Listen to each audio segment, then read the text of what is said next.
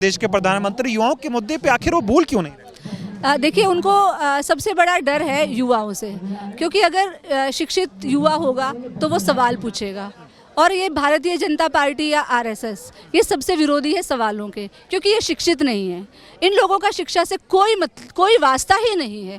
तो ये शिक्षित लोगों से डरते हैं और इस देश का युवा शिक्षित है, इस देश का छात्र शिक्षित है, इसीलिए ये उनसे डरते हैं कि ये हमारे लिए एक सबसे बड़ा खतरा है। क्योंकि टॉल्स्टॉय ने कहा है कि शिक्षा चिंगारी है और इस देश का जो युवा है वो बारूद है। अगर ये शिक्षा की चिंगारी इस बारूद में गिरेगी तो बहुत बड़ा धमाका होगा।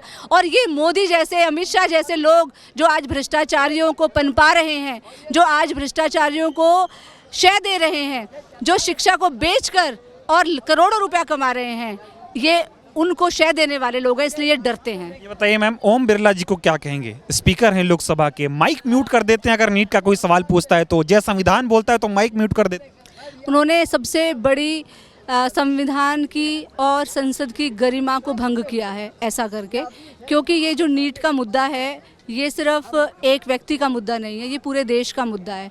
इसलिए इस मुद्दे को सबसे प्राथमिकता से उस चार्टर में होना चाहिए था।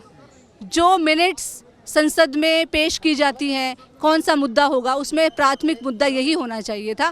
तो उनको तो उस पद पर रहने का एक नैतिक अधिकार नहीं है, क्योंकि जब वो देश के छात्रों के बारे में नहीं सोच रहे हैं तो वो देश के भविष्य को अंधकार में डालना चाहते हैं। माइक म्यूट होना चाहिए आपको लगता है जब देश का कोई नेता बोल रहा हो, विपक्ष का नेता बोल रहा हो, वो भी युवाओं की आवाज़ उठा रहा हो? सवाल ही नहीं उठता, क्यों माइक ऑफ होना चाहिए? तो सबसे बड़ी गलत बात है।